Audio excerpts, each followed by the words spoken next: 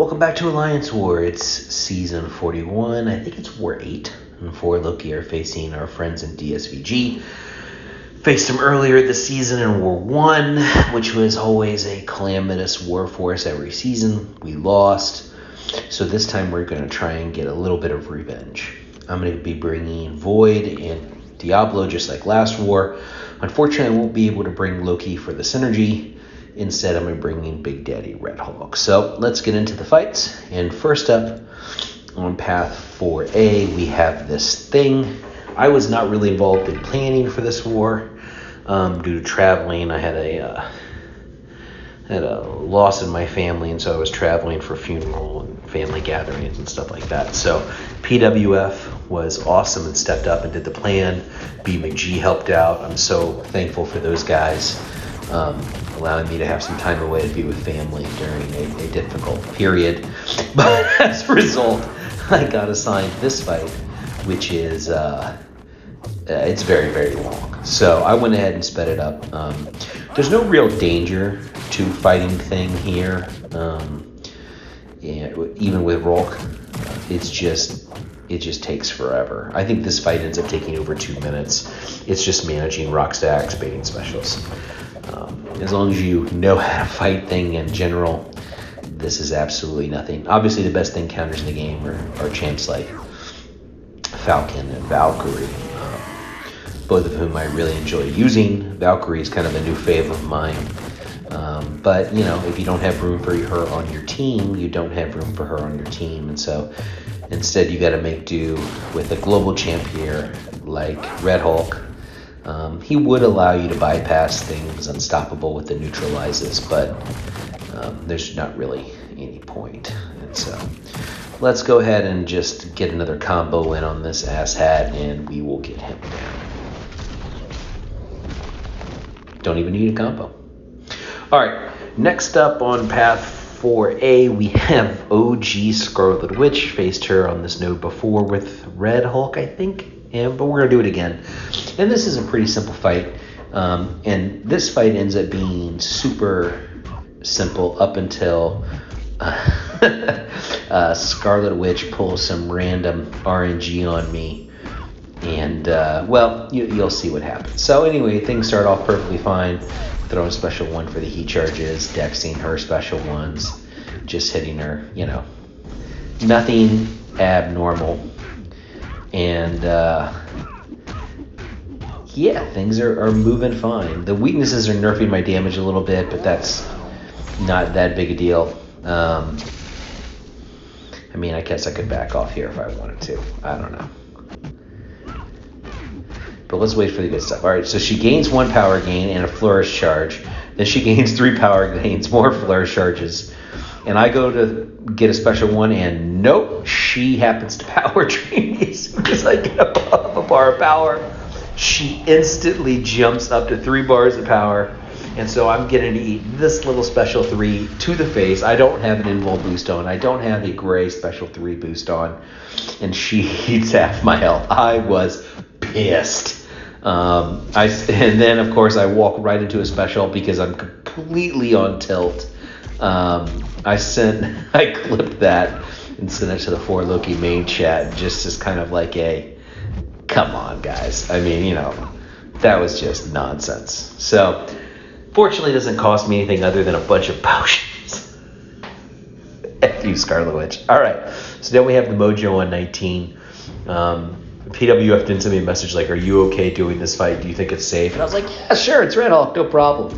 And I do think the fight is safe if you don't parry yourself, which I did there. And then, you know, Mojo dexes me, so good job, Trappy. Now I'm going to eat a bunch of degen damage because, you know,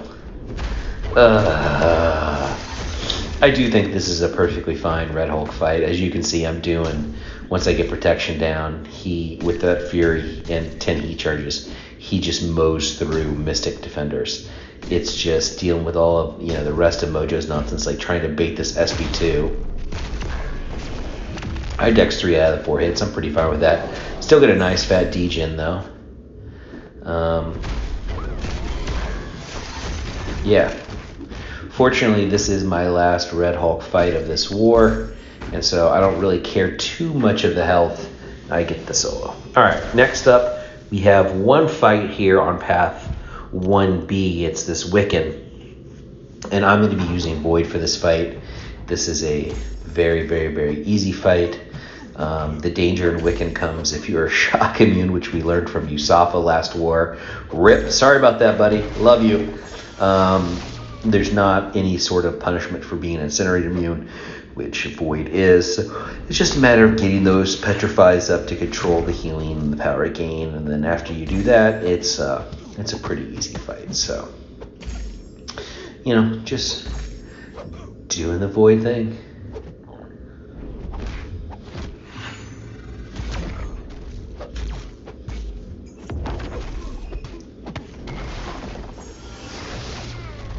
I think I end up finishing this fight with a full yellow bar, which, let's not lie, any fight that I can finish with a full yellow bar is, well, it's kind of a minor miracle.